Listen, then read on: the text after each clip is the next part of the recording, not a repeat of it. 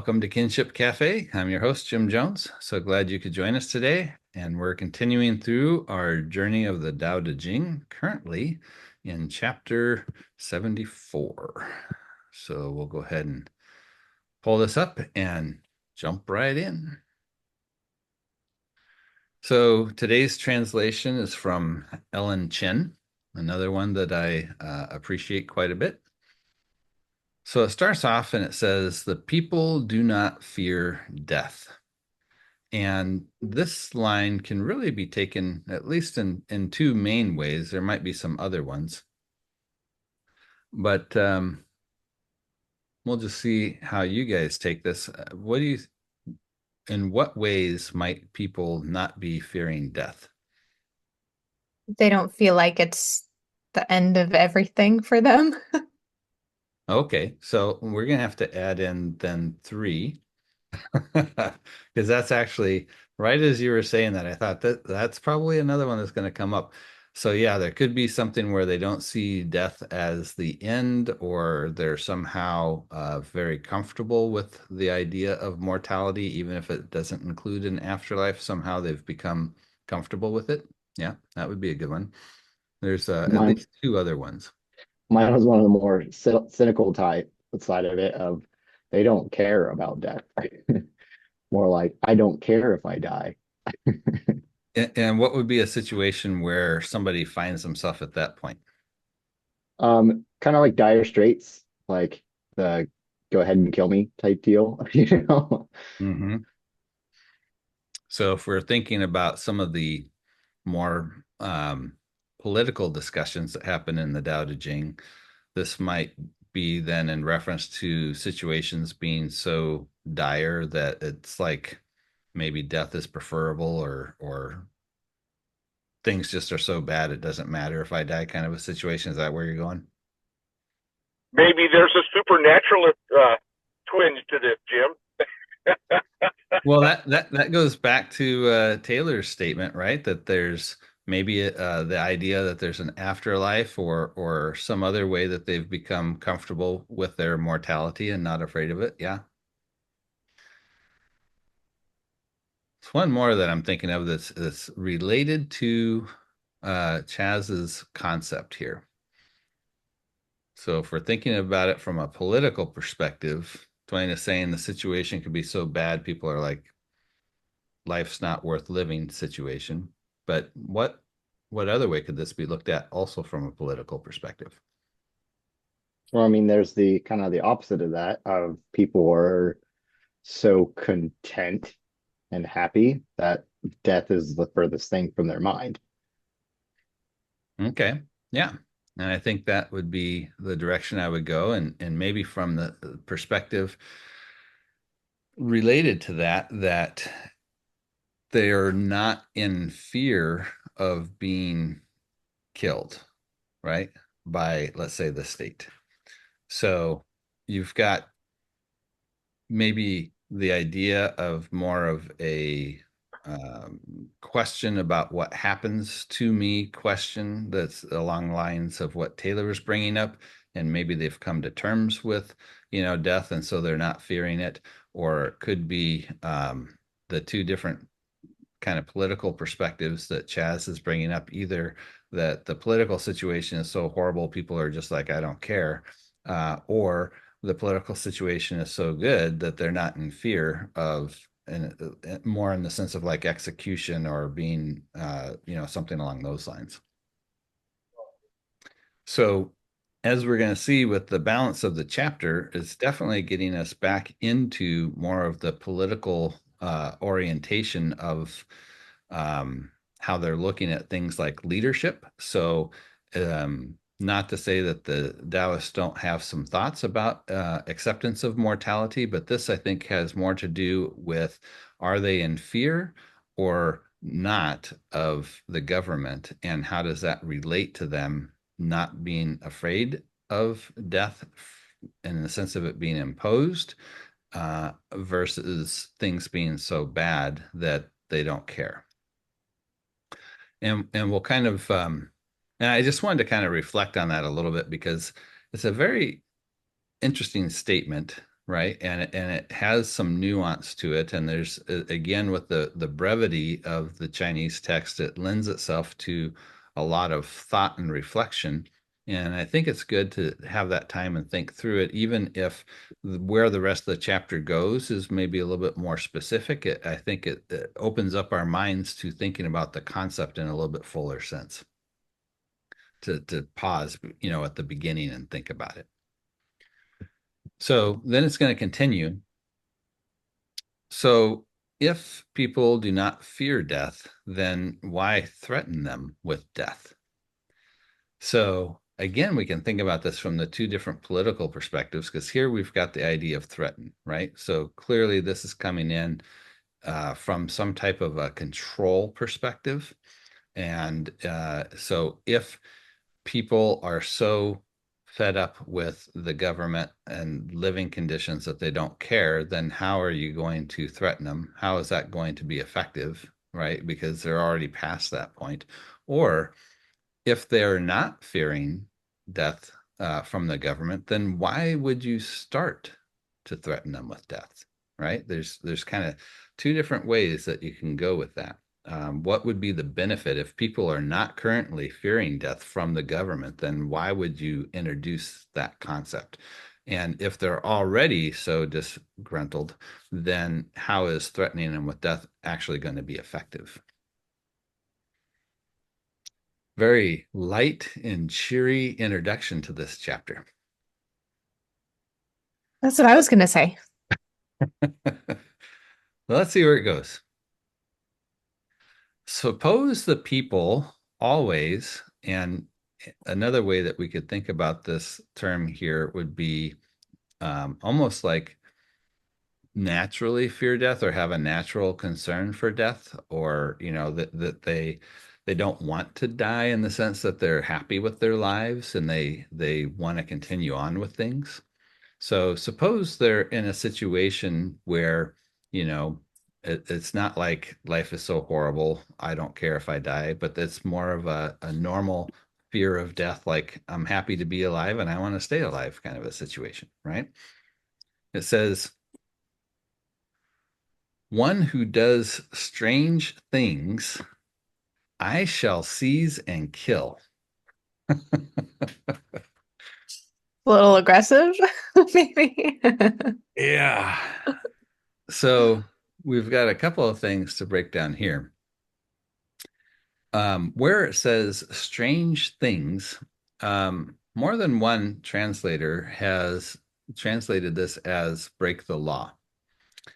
But this is not what it's actually saying in the text. It really is something about anomalous behavior. And so we can see how they might get to the idea of breaking the law. But I think what's important, especially within the historical context, is one of the movements of these 100 schools of thought, these different ideas of Tao's that were developing. One of them was been retroactively referred to as the legalist, and they were really focusing more on how do we get clear about laws in a sense that they are more straightforward so that people can understand what they are and either live up to them or avoid them or whatever, because at this point it was a bit arbitrary, right? It's like you could do something that would piss off a ruler and then the ruler would take action, but you didn't always necessarily know what that was going to be. And so there's this ambiguity about it. And so this idea of strange things or anomalous behaviors is really speaking to that kind of ambiguity of not knowing exactly what's going to get you into trouble. And that's a key aspect. The other thing that's really bizarre with this statement is it says I. Now, this is the 74th out of 81 chapters of the Daodejing that we've gone through at this point. And we might be tempted to think that if it says I, that this is referring to the author or Lao Tzu or whoever's responsible for this text. But I mean, does this sound like what we've heard before, that the the sage king is going to just seize and kill people? No. It really doesn't. It seems very out of character. So what I have done here with the square brackets is I've included quotation marks. And this would not be the first time within the Tao Te Ching that there is a common statement or a conventional wisdom that is presented as part of the discussion, in which case we really need to think about it in quotes. Like, here's an example of what the typical ruler or conventional wisdom would say, right? So the conventional ruler would say, if you do something I don't like, I'm going to seize you and kill you. Okay, so we start off with that opening line about, if people don't fear death, and this could be either because life is too hard or because they don't have anything to fear from the government, then it asks the question, well, then, in either of those cases, why would you threaten them with death? And then it says, suppose that people had a normal concern for death. Then there comes in this quote, one who does strange things, I'll seize and kill. And you're like, oh, okay. And probably not out of character with what people had been experiencing in this kind of more ambiguous political way of life that they were having to live under. Says, then who dares? And the part that's in blue here, the actual translator put this in brackets because they are making the point that there's the statement really is, then who dares, but then who dares what? And so you got to kind of fill in this gap. And so the thought is, well, who would dare to do strange things if the I, whoever that may be, is going to seize and kill you, right? Then this would create that um what's the word I'm looking for? The it's strange how it just disappears. But like the power to dissuade, what am I looking for here? Uh Deterrent. That's what I'm trying to say, right? So that this threat of killing, I'll seize and kill, would become a deterrent then for people not to do strange things in the way that this translation goes with it. But the challenge with that is, how do you know not to do a strange thing? Like, the whole point of it not being specifically not, who would dare break the law, is because there isn't really a clear way to understand exactly what's going to necessarily get you into trouble. So there's another way that we can interpret this line about then who dares. And we recently, last chapter, also wrestled with this concept of daring and how it applied to different thought processes within the Daodejing. So I'm going to just review that a little bit before we get to what the other option might be here in terms of who dares. Jim, could I just interject a thought here? Yeah, please. Why do we have to find consistency? Why can't we just view this as a different strain or a different writer within the Daodejing? Well, that's entirely likely, right? We've talked about how this is probably not a single author, that there are multiple contributors to this. And in this case, you could have divergence of thought. But I also think that there's a bit of a overall consistency in terms of, if we have a editor, let's say, that's pulling together all these different perspectives into the single volume, even if it is coming from different authors, I don't think they're going to have, in some sense, the editor must have felt like the thought process was consistent, right? So if you had a whole book about why cats are better than dogs, to suddenly have a chapter that says actually dogs are much better than cats, would be hard to understand why they would figure that this was the same school of thought, right? Because you're pulling together all the ideas or the different writers or sages that are speaking along the same kind of lines in terms of what this more Taoist perspective would be.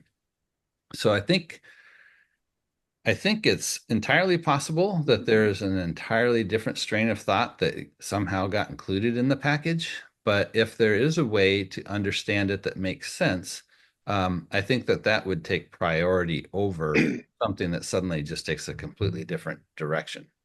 But that requires acquiescing to your assumptions. Oh, sure. That's what I'm saying is my preference in terms of how we go through the interpretive process is going to be first coming from the perspective, we could say assumption, that whoever's pulling together this collection of sayings into a document is doing so because they see some type of cohesion between them, or that they support what they're trying to talk about overall in terms of this concept of the Tao. So again, I would say if somebody's going to pursue the line of thinking that, well, here we have a Taoist that's suddenly in favor of capital punishment, and this is an appropriate way to control people, I think there's a little bit more of an onus on that person to explain why would that be included when everything else is saying exactly the opposite. But that's not to say that couldn't be the case. Gotcha. Right? I understand. Yeah, so my thinking is that there was an intention behind how these things were collected, because there's a lot of different perspectives out there. There's a lot of different schools of thought that were happening, and they're more consistent in terms of kind of grouping the different schools thinking together in ways that are, maybe have some variation, but at least are much more consistent than inconsistent. So, and to speak about the consistency, then I want to look back at a couple of chapters that we looked at more recently that are dealing with a similar idea then about this concept of daring. I'm sorry, Rob, did you say something? No. Okay. Maybe mute me. I'm at the gym, so mute me. Oh, okay. All right, here we go. Oops, wrong one. So I have 3 treasures. Remember this chapter? To maintain and conserve, the first is compassion. And then we're going to skip down a little bit, and it talked about compassion leads to courage. So one of the aspects that we're exploring with the 3 treasures that are listed in this passage, and this comes from chapter 67, the first one is compassion, and it has this interesting line a little bit further on that says that compassion leads to courage. And so we were looking at, like, again, getting between a mother and her children, right? That there's this compassion that leads to her doing whatever she needs to do to protect them or save them. It doesn't have to necessarily be an intruder. It could be, a fire or car accident or whatever, right? There's this courage then that comes from that compassion. And we were contrasting this with other places where it talks about courage that's coming not necessarily from the perspective of compassion. So there's another way that we can have this courage that is much more of, maybe we could say, more of that masculine trait that is like, it's about dominating and controlling and whatnot, or adventure, or even just simply thrill seeking, that's coming with a kind of courage that is not compassion based per se, but it's almost more courage for courage's sake. And so what happens in this chapter is there's this heavy emphasis on a perspective that's coming much more from a yin direction, right? Where there's this need and this benefit of courage, but it comes from this foundation of compassion. And then in the chapter that we saw last week, this really came into play where it says courage in daring results in killing, courage in not daring results in living.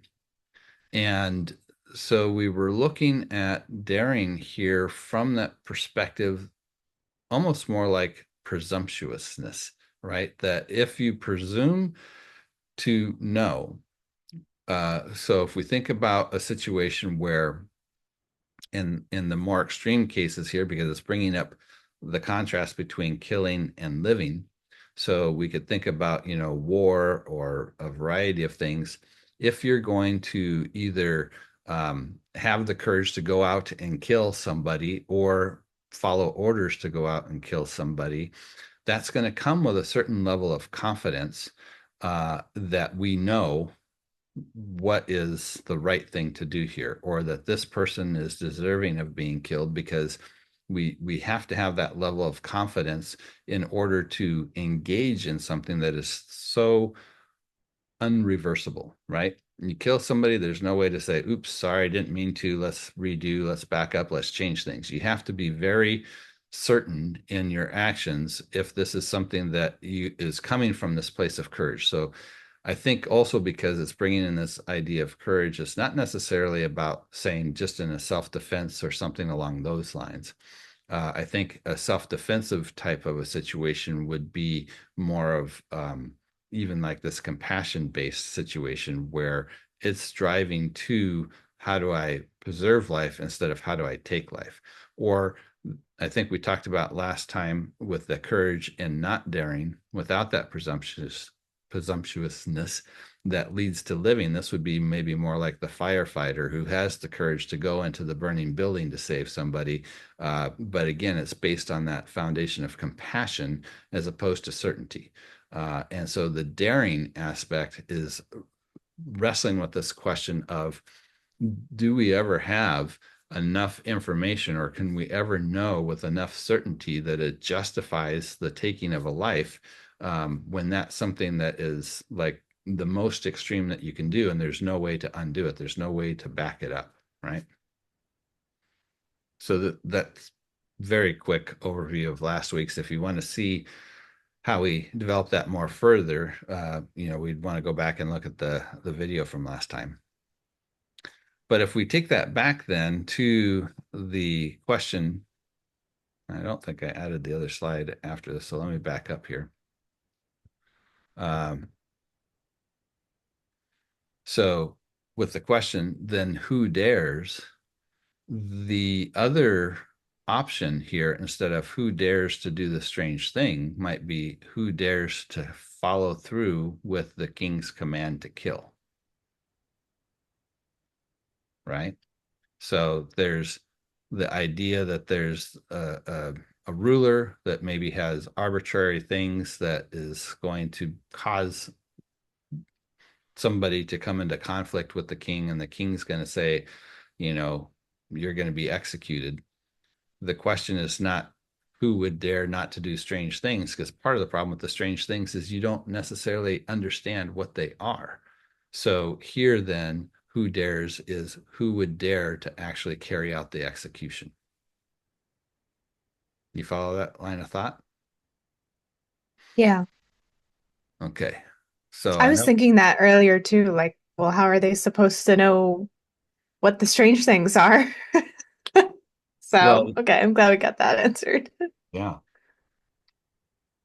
All right. It's a little bit of a walking through some things to follow the line of thought. But I think when you see where the rest of the chapter goes, it's going to be like, okay, that actually makes sense. But a number of the translators look at the first part in such a way as saying, almost to Rob's point, that somehow the Taoists also had a justification for capital punishment. And that, if people are going to break the law, then you have to do something. And that doing something is, threatening them with death in order to get them to get into line. Which I just find that very hard to believe, especially with all the stuff that we've talked about, like with the uncarved wood and the idea that the root of this social upheaval is the fact that people are trying to be carved up, to be conformed into a particular patterns that they don't fit naturally into, and that's where this resistance comes from. That they would think that there could be a Taoist perspective on a heavy-handed threatening of death in order to get people to conform just seems so utterly contrary to the rest of the text. I really fail to understand how some of these other translators could even get to the point of thinking that that was a legitimate translation. So I think you'll see in the balance of the text that where I've gone with this in terms of explaining that there is a concern about the conventional knowledge of trying to hold people accountable even to these whims of the emperor by threatening death is not the way to go about doing it. And in particular, because it requires a level of confidence that this justifies killing somebody. So if we go on, then this is the stuff we were just looking at. I had to back up. Sorry about that. To the next part of the chapter, it says, killing is carried out by the executioner. And I'm going to suggest, and it's not just me, that the executioner is in reference to the normal, natural course by which people die.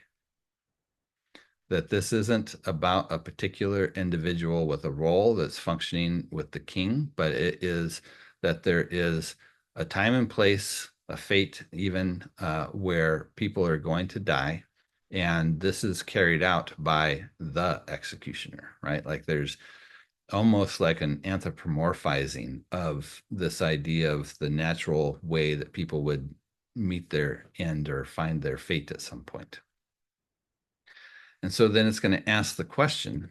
That really strikes me as a pretty crazy reach on your part there, Jim.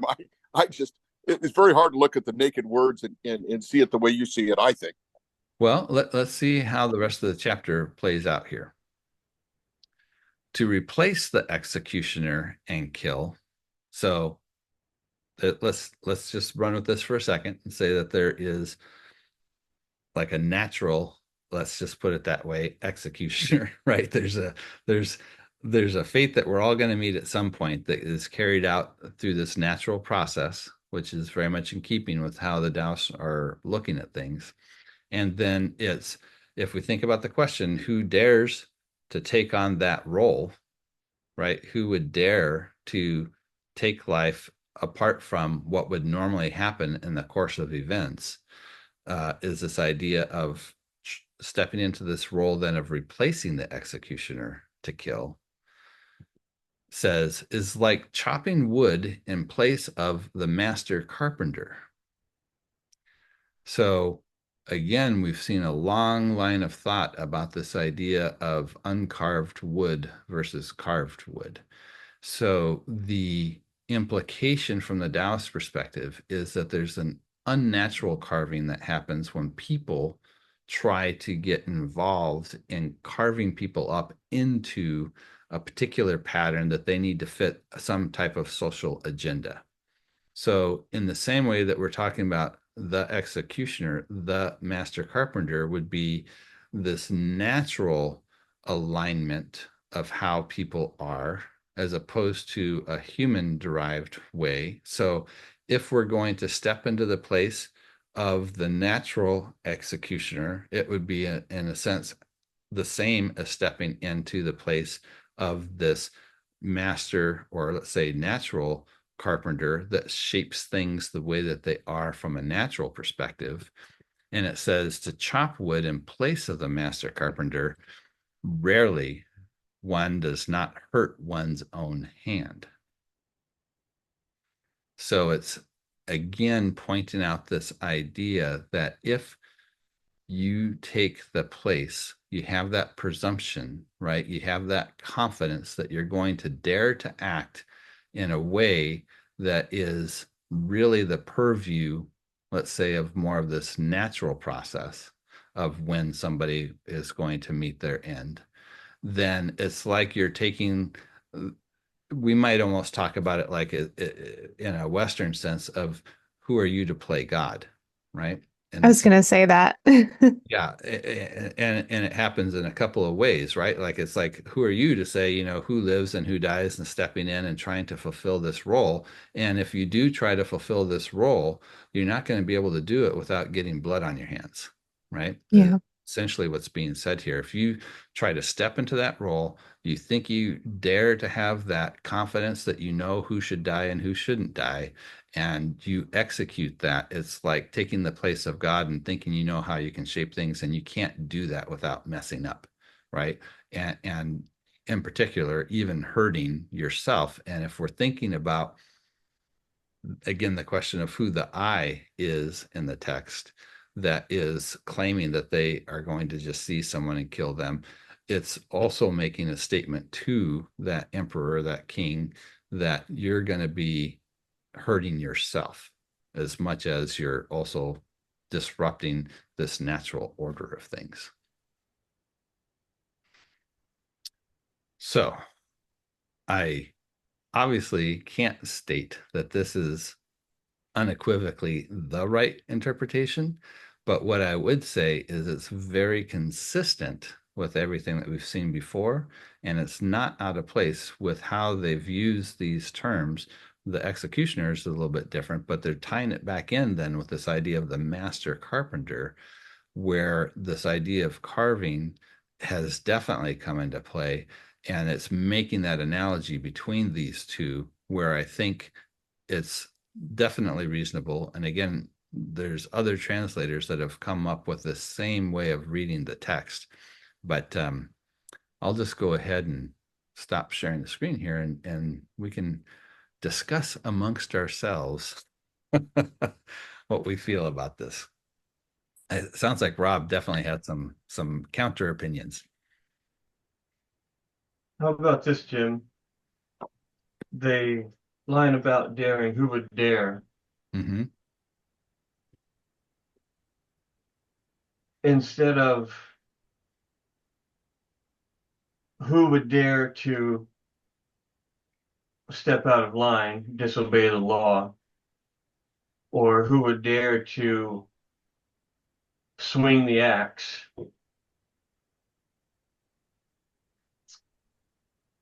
What about who would dare to innovate or volunteer if the penalty for stepping out of line is so severe?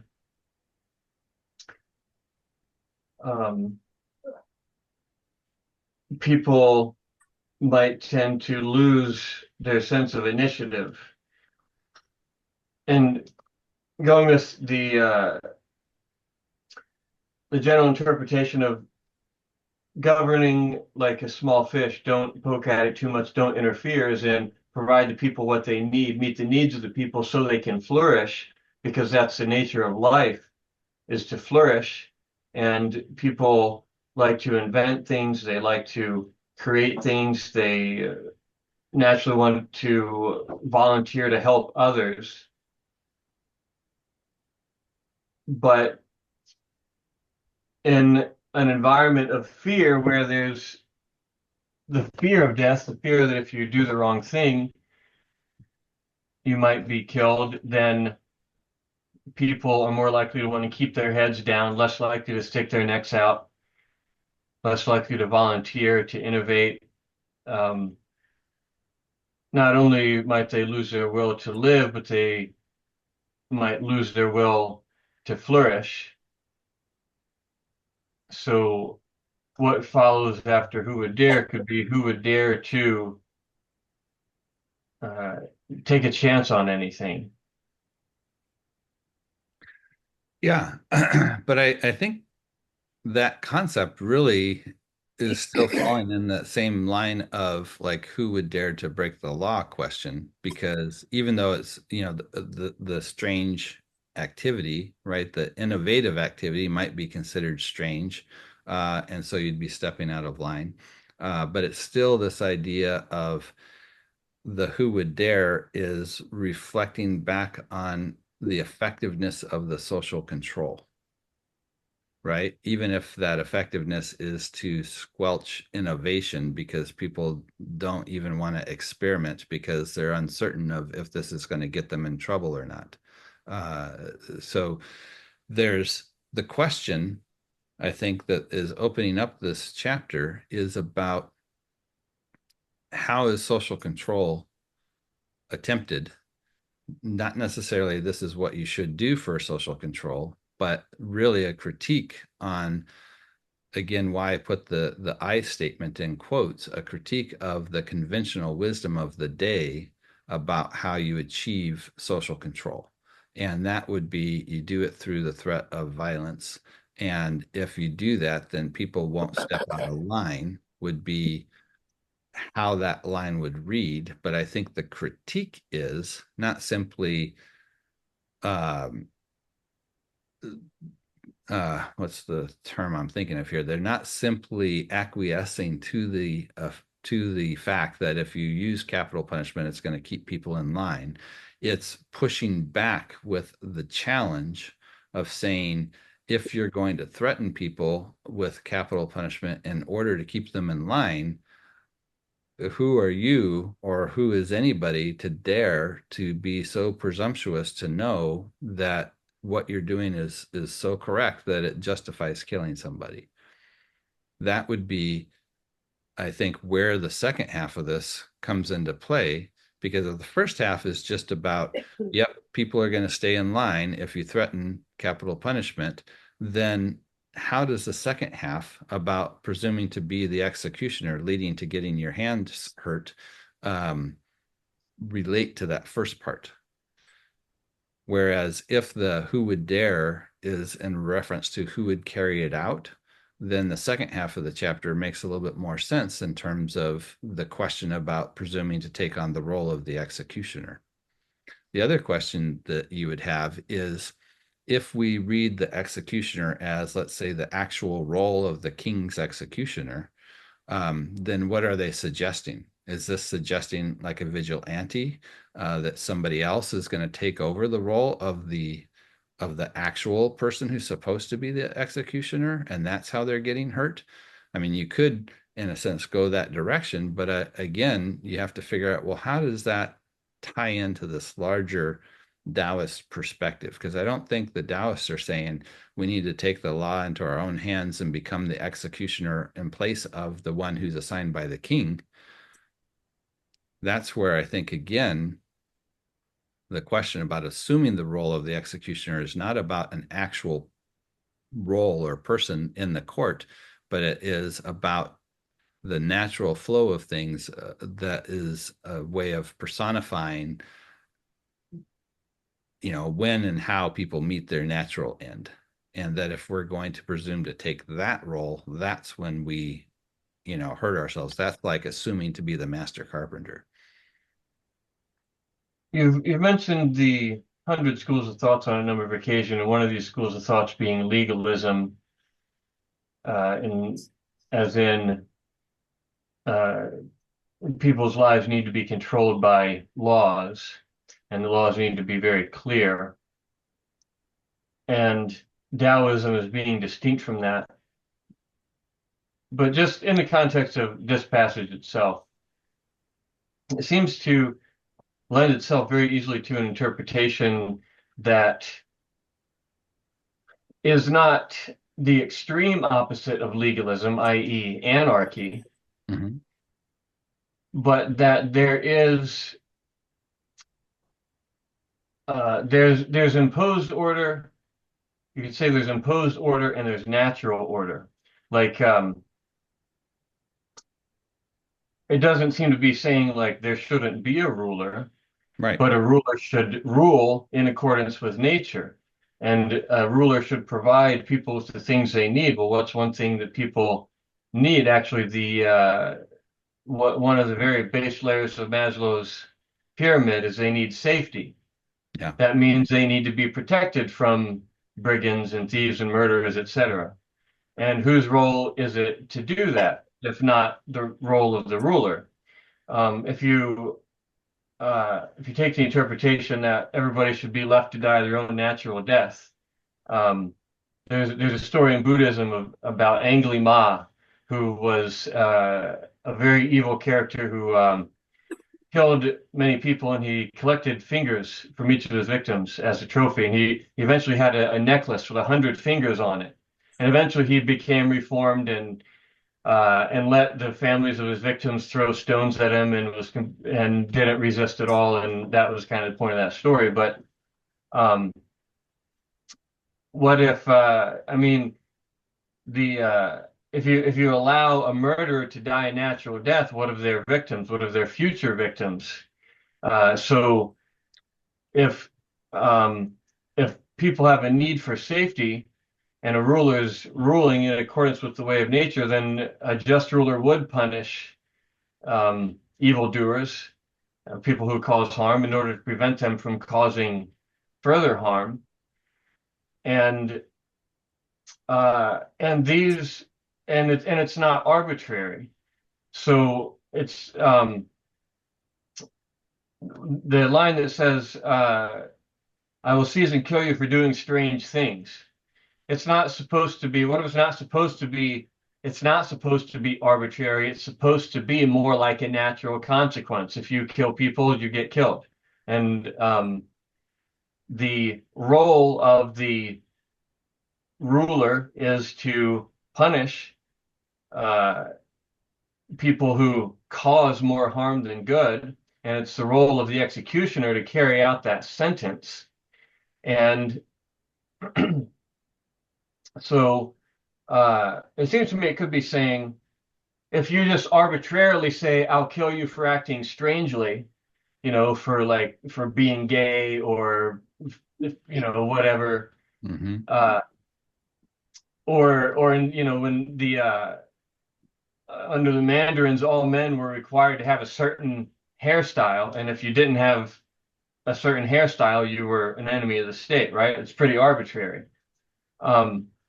It's not something that can be seen as a natural consequence, but if you harm others, if you kill others, if you steal, etc., the natural consequence is that you're punished. Maybe if there's no better way to deal with it, if that's given the standards and technology at the time, the best way to address murder is to kill the murderer. That would be the role of the ruler in keeping people safe, and it would be the role of the executioner to carry that out, as opposed to vigilantism, or people taking vengeance upon themselves, which leads to a sort of cycle of vengeance. You killed my brother, so I'm going to kill you, and then your brother comes back and kills me, and it goes on and on. Whereas if people agree or trust in the ruler that if someone does harm, the ruler will punish them, I don't have to take on that role. I'll leave it to the professional executioner. That could be seen as a sort of natural order. That's not anarchy. It's not lawlessness. There is a ruler who rules justly by punishing those who deserve punishment. So who would dare step out of line if rules are arbitrary? But if people know that rules and laws and punishment are just, then they can feel free to volunteer, to innovate, to experiment, as long as they're not hurting anybody, as long as they are following the rules. They know that they are safe from that punishment. Yeah. So it's like halfway between like extreme legalism and anarchy. That there is a natural way of ruling that includes punishment for the sake of protection. Dane kind of captures my whole train of thought on capital punishment. I've never been concerned with the so-called deterrent effect. All I know is it deters the individual that is executed. And of course, the executioner is not the one meting out the justice, it's the state. So it seemed perfectly appropriate to me. Yeah. Well, let me respond to some of those things. And again, not claiming that I have the final answer to this, but let me respond with how somebody coming from my perspective would answer those questions. So, absolutely agree with you that the Taoists are not coming up with this idea of anarchism in the sense that there should be no ruler. They seem to presuppose that there's going to be a ruler. The question is, what kind of ruler? And with that, there are things that the later legalist movement, even though it sounds like more of a pejorative term when we say something about legalism, that's different than the legalist movement, which was more about how do we move away from these arbitrary decisions that are being made because people don't know how to act, and how do we define them more clearly. It almost doesn't matter what we define them as, but people need to know what the rules of the game are so they know how to play it, right? So legalism in that sense isn't necessarily a negative thing. And the Taoists weren't opposed to this idea that there could be laws or should be laws, but they do need to have more of a thoughtful justification for what they look like, right? And definitely more in keeping with that natural order that you're talking to. But here's where I think the other piece of it comes into play in terms of why they might still criticize the possibility of an executioner, a non-natural executioner, right? Like an actual role in the court.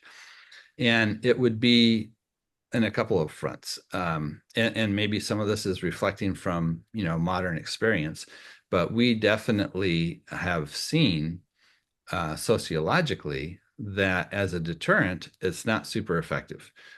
We've got all kinds of things that have really heavy punishments that don't seem to stop anybody from doing them. And our prisons are fuller than ever. And in terms of the rest of the world, we have a larger percentage of our population locked up than almost anybody else, I believe. Of course, I wasn't quarreling with you there, Jim. I was I know. saying it deters that SOB. I'm not worried about a broad deterrent effect. Well, but in the sense of the SOB, evidently it doesn't seem to stop them either because they keep doing it, right? So, Well, it deters the guy that did it. He's gone. He's given up his ticket to the Life Club. well, in terms of preventing them from creating future harm, okay, that's not a deterrent. That's a preventative measure for preventing them from continuing. Well, whatever But deters that individual, whatever word you want to use. sure. So the other piece of this that needs to come into play is it doesn't mean that there aren't consequences or there aren't the ability to have punishment. It's just what kind of punishment. And I think that, and it's going to be tricky in my case for sorting out some of this in terms of where I'm at with my modern understanding of things versus what would have been in the mind in ancient China. But if we've been correct in seeing a certain line of determinism present in Taoism, then this also changes the way that these different things are viewed in terms of what brought people to these different places. And frequently, when we think about punishment, there's, two strands that we can go with. One is more this idea of retributive justice. How do I get my pound of flesh that they need to suffer because they caused other people to suffer? And the other is more the retributive justice. How do we try to heal what's been broken socially? And so there's different approaches to how you can do these things. And there's a lot of arguments on both sides from a sociological perspective, but I can see a line of thought within more of a Taoist perspective that the basis of compassion underlying that courage, even in terms of how we think about something like punishment as more of that restorative justice as opposed to retributive justice, can still make a lot of sense even within this Taoist framework. So I think that's a false uh, uh, disparity there because I think that's limiting to say retributive or restorative. My view is neither of the above. As I said, mine is strictly a utilitarian. Well, if it's about there's no retribution or restoration in what I'm suggesting. Well, if the concern is about social safety, let's say, then that doesn't automatically require that somebody be executed.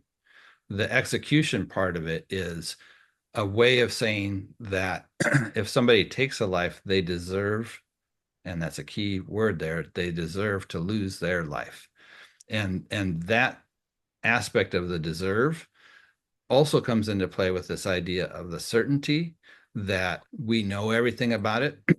And we've seen multiple cases where somebody's received the death penalty and later we find out that they weren't actually guilty.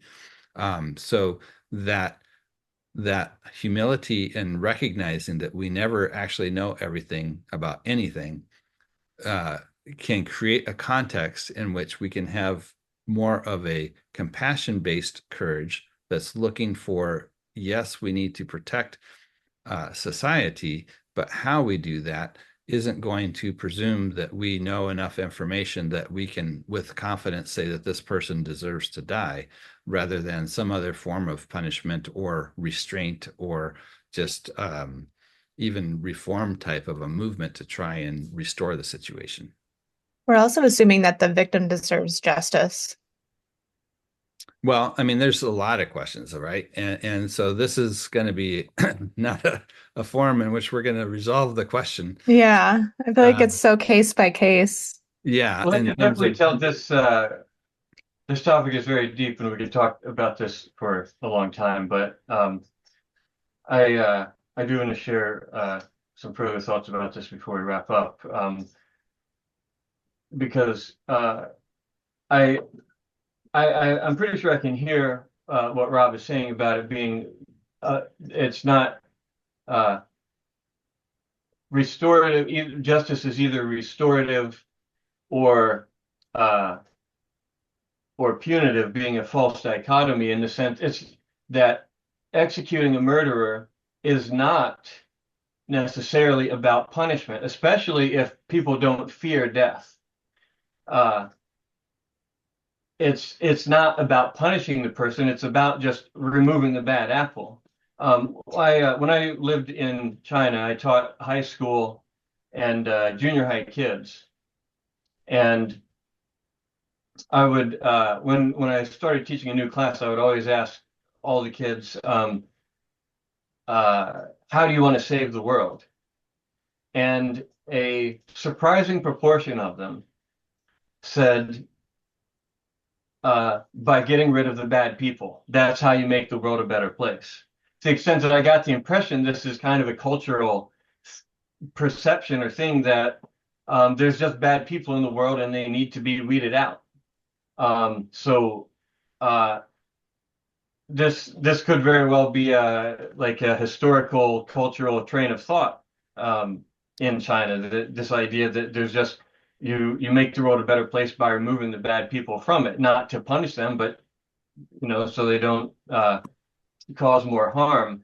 And also this like the modern I think restorative versus retributive justice is largely a modern concept in the sense that the idea of we now have a choice. We can execute people or we can keep them in prison all their lives. But that's a pretty modern idea, the idea of locking somebody up and keeping them in prison. That didn't always exist. So but they had ways that they handled that previously before prisons. So it's not to say that they didn't have options in the past. And certainly the idea of, execution is not unique to China. It's, global in terms of like conventional wisdom. But I would just say that the text is either, well, it's dealing with the conventional wisdom. We're all on the same page that it's common way of thought that the way you keep people in line is, you have harsh consequences, and this may include execution. My question then is not that obviously this is a common perception, but what is the point of the Taoists bringing it up in this chapter? Was it simply, yep, we're in agreement with the conventional wisdom that this is a necessity and we're just simply confirming that in the text? Or is this a critique? And there's not a whole lot that I've seen in the text that's simply holding up conventional wisdom and saying we're in agreement. It's usually a discussion, a critique, a challenge in some way about the conventional wisdom. Otherwise, it's not really necessary. If Taoism was just all in agreement with the standard way, then there wouldn't be any point of the text, right? The text is here because it's presenting a contrary position. And we may or may not agree with their perspective on things. And it's not to say that it's impossible that there couldn't have been a strand that was in favor of capital punishment. My only point being is that it seems to be a bit out of context for the rest of the book. And I'm not sure what the point of the chapter would be trying to make if it was simply upholding or stating agreement with the conventional wisdom. But we're obviously not going to be able to answer the question today about whether it's right or wrong. My Or only ever. Yeah, my only point with this one is to be able to present an argument that would show how the text can be consistent with the rest of the book in a way that seems to match up with the rest of what we've seen in Taoism. But obviously, this isn't to challenge whether or not the concept of execution is right or wrong, or whether or not this is the ultimate interpretation, but simply to show that it's possible in a legitimate way to have continuity with the text as a whole with this particular chapter. Just back to my earlier point, though, Jim, that I made at the outset, I would personally argue that a discontinuity within the Daodejing would point to authenticity, and consistency would point to a later cleanup job. Well, if we're talking about an edited text, it's already a cleanup job. It's not trying to be dispassionate. It's being very passionate about a particular perspective. But it's entirely true. You could have a collection of things that where they don't agree with each other, and that's not impossible. So again, I'm not saying I'm the final authority on this. I'm just simply pointing out how it could be read in such a way that it's consistent.